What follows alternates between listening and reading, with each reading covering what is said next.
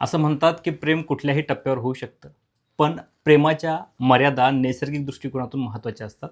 जर एखादा तरुण वयाने जास्त असेल आणि त्याची प्रेयसी कमी वयाची असेल, तर त्याच्या नेमक्या भावना काय असतील तर ते या कवितेमध्ये मांडलेले आहेत.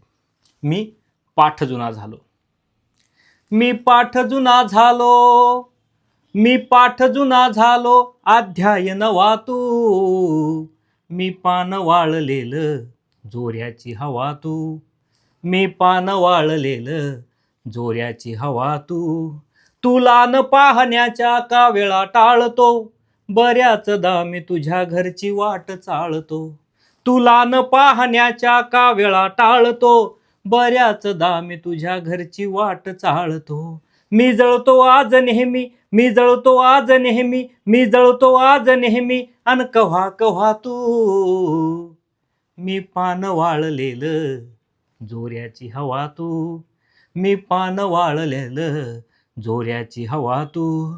तुझी याद मला जाते घायाळ करूनी, तुझी याद मला जाते घायाळ करूनी. मग घेतो नवा जन्म सखे तुला स्मरूनी, मग घेतो नवा जन्म सखे तुला स्मरूनी. देईन सुखा सुखे, देईन सुखा सुखे, प्राण हवा तू. मी पान वाळलेलं, जोऱ्याची हवा तू. मी पान वाळलेलं, जोऱ्याची हवा तू. आता स्वप्नातलं स्वप्नरंजन आहे त्याचं, की साडीत तुला पाहतो मांडवात तुला ग. साडीत तुला पाहतो मांडवात तुला ग. स्वप्नात तुझ्या बेड्या केसांनी मला ग. स्वप्नात तुझ्या बेड्या केसांनी मला ग. हळदीने माखलेला, हळदीने माखलेला, हळदीने माखलेला, खंजीर नवा तू. मी पान वाळलेलं, जोऱ्याची हवा तू.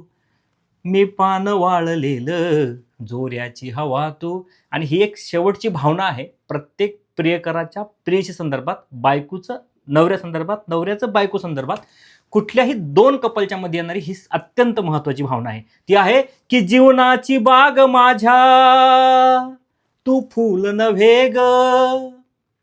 जीवनाची बाग माझ्या तू फूल नव्हे ग.